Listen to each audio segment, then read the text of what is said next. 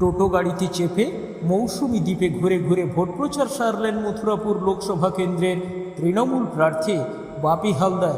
মৌসুমীর বাগডাঙ্গা বাজার থেকে বালিয়াড়া বাজার পর্যন্ত টোটোতে চেপে পথে জনসংযোগের মাধ্যমে নির্বাচনী প্রচার সারেন বাপিবাবু।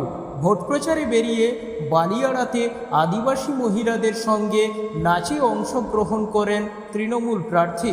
সঙ্গী ছিলেন সুন্দরবন উন্নয়ন মন্ত্রী বঙ্কিমচন্দ্র হাজরা, দক্ষিণ ২৪ পরগনা জেলা পরিষদের সহসভাধিপতি শ্রীমন্ত কুমার মালি।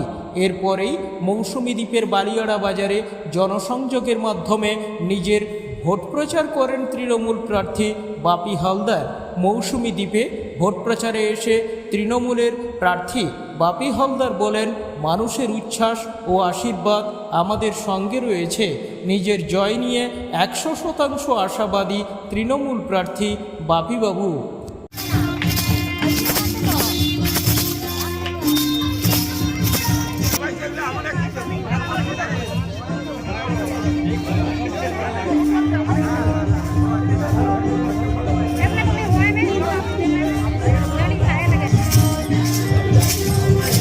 আজকের মানুষের সমাগম, মানুষের জনোচ্ছ্বাসকে সঙ্গে নিয়ে আজকে মৌসুমীর সারা দ্বীপটা আমরা ঘুরলাম। মৌসুমীর সমস্ত মানুষের দুঃখ দুর্দশার কথা শুনলাম। মৌসুমী মানুষের পক্ষে থাকার জন্য তৃণমূল কংগ্রেস সারা জীবন ছিল আমাদের প্রিয় মন্ত্রী। যখন মৌসুমীর মানুষ কোনো বিপদে পড়েছে তিনি ধূমকেতুর মধ্যে পৌঁছে গেছেন এবং তাদের পরিষেবা দিয়েছেন। আজকের দিনেও দাঁড়িয়ে আমরা সেই প্রতিশ্রুতি দিলাম মানুষকে।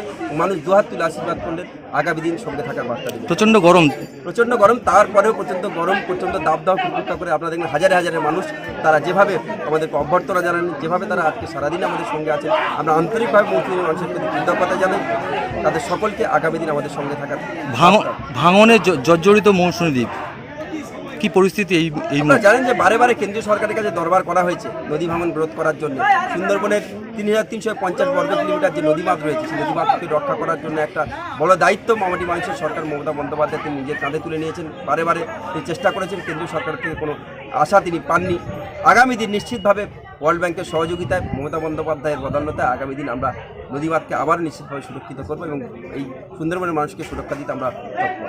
ঠিক।